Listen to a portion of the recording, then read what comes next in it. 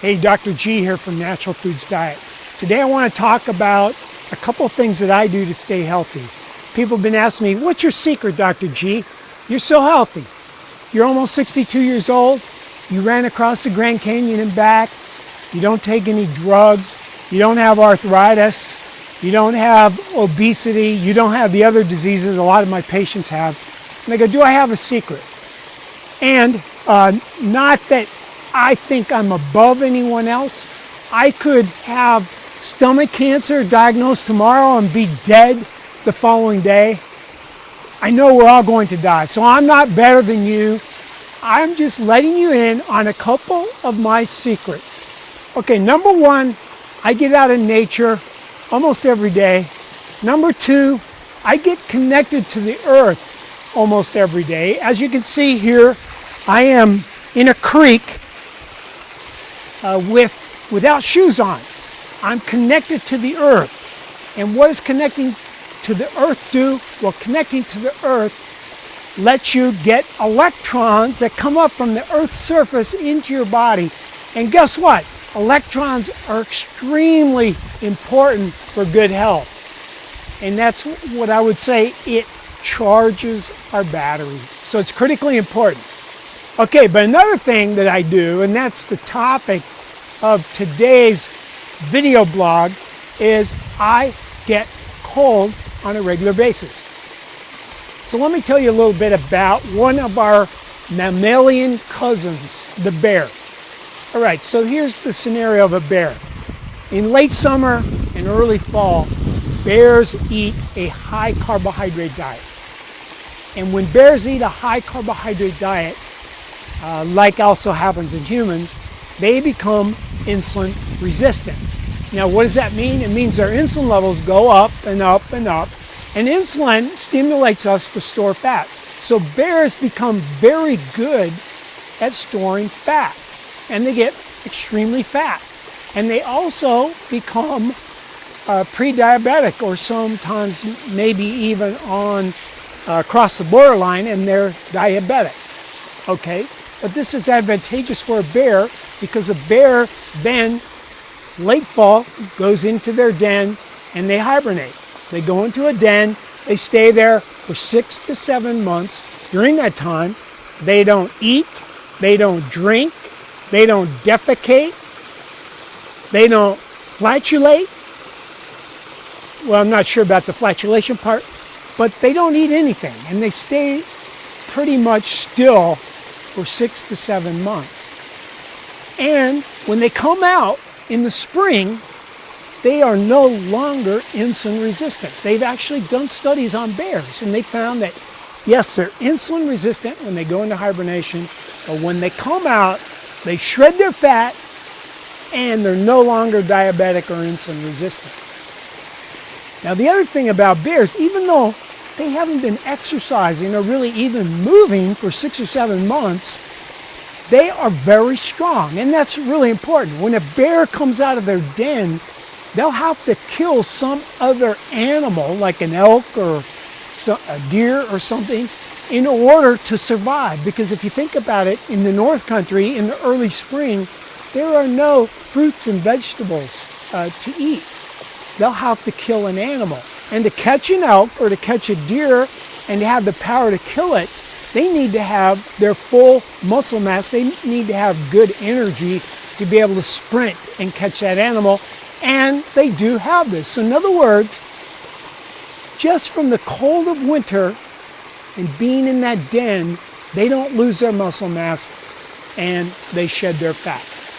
So let's flash over to human beings, since that's what we are, and that's what we're interested in, and that's what we want to try to get healthy as us human beings. Well, we eat a high-carb diet, year-round these days, or most people. They eat a high-carb diet, and like the bear going into winter, we don't expose ourselves to cold. We sort of avoid winter altogether. I would say we stick to our comfort zone. We stick to our comfort zone in lots of things.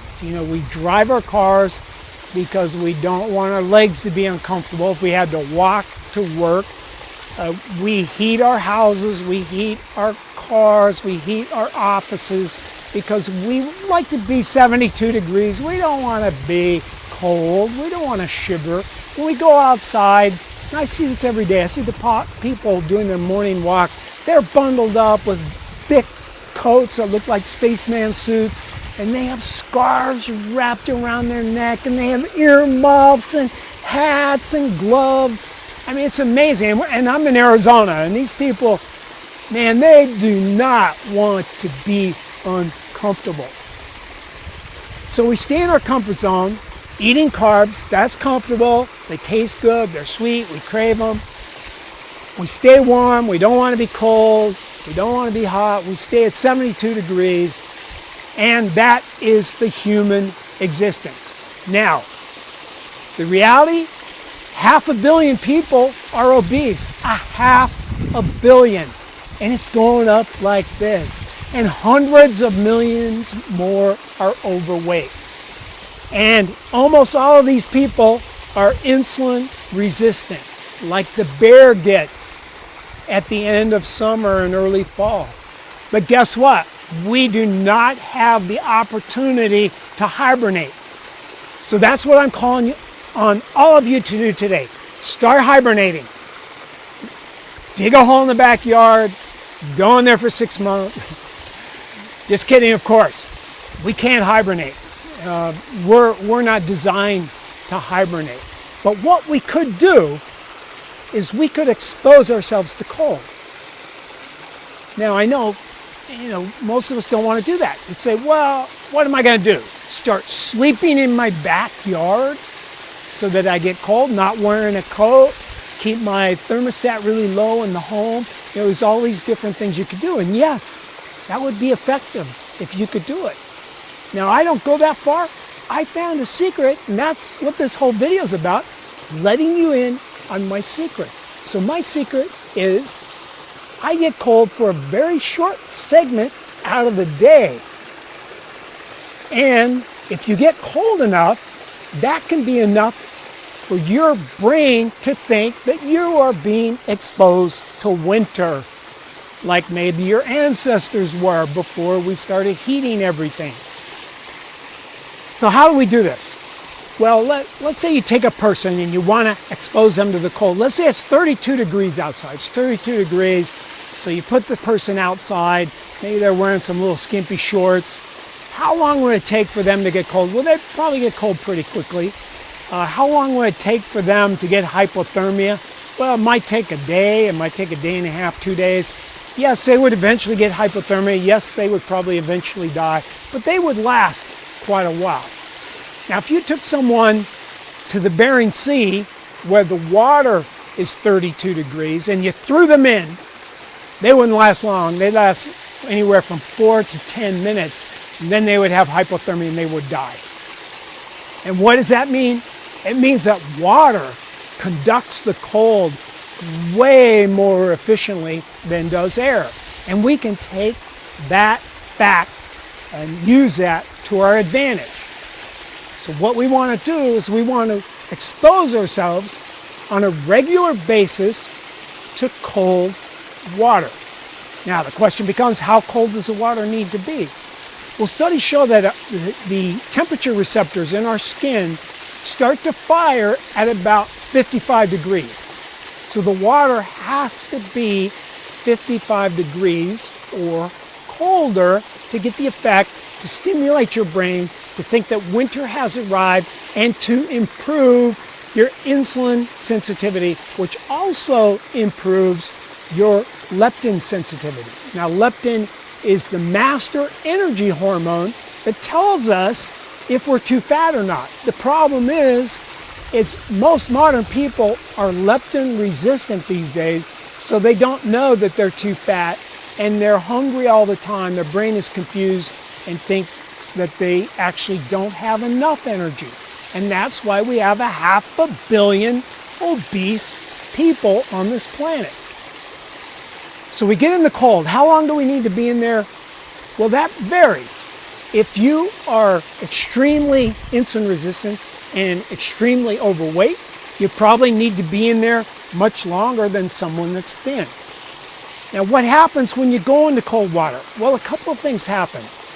Now, there is a type of fat called brown fat, brown adipose tissue. And the difference between brown fat and white fat is that brown fat has mitochondria. And the mitochondria in brown fat directly make heat. And that's something that's very valuable. It's very valuable if you need to survive the cold, to be able to directly make heat. And then it's also very valuable to keep you thin, because if you have brown fat, then you can burn off extra calories if you happen to eat extra calories. Now, that's one way to create heat. Another way to create heat is called shivering thermogenesis. And shivering thermogenesis is when we create heat by muscle shivering. So when we go into cold water, the thin person is probably going to shiver more, and the fat person is probably going to induce brown adipose tissue. And once they lose their fat, then they will begin to shiver. And so shivering's good, and just creating heat from brown fat is good. They're both good. They'll both make you thinner. They'll both improve your insulin sensitivity and make you healthier. So how long do we have to stay in? Again, if you're thin, not as long. If you're really, really heavy, you might have to stay in for prolonged periods of time. The important thing is to be safe. To be safe, you should get a doctor checkup before you go getting in cold water. Remember, it has to be 55 degrees or colder. You stay in for as long as you can. Now here, I'm out in the Sonora Desert. I'm up in Ventana Canyon. It's beautiful. I'm grounded, meaning I'm getting electrons from the earth. So if I get into this stream, which today is in the 40s, it's winter time here. So if I get into the stream, and I usually get in up to here, and I stay in there usually for 30 minutes, get a good shiver going. And when I do that, then I've had my cold adaptation for the day. Now, once you're adapted to the cold, you can do this twice a week to maintain your adaptation. When you're trying to form your adaptation, it may take 8 weeks or 12 weeks of doing it, say 5 days a week, to get fully adapted, and then you can go to doing it less often to maintain your adaptation. So be sure and get the doctor checkup, because it could be dangerous for certain people. When you get in cold water, it can slow your heart down. You could get low blood pressure and faint. You can get a dysrhythmia. So it can be dangerous. And that's why you want to follow a protocol. If you go to my website, naturalfoodsdiet.org, there is a protocol you can follow where you gradually expose yourself to the cold to get the health benefits. And what are the health benefits? Well, as I say, it makes you insulin sensitive, it makes you leptin sensitive, it shreds fat, it causes an increase in your sex hormones and growth hormones so that you maintain that muscle mass like that bear does. So when you come out of the water, you're ready to chase down an elk or whatever it is that you need to do physically. Thanks so much for watching. This is Dr. G, and please subscribe to our channel.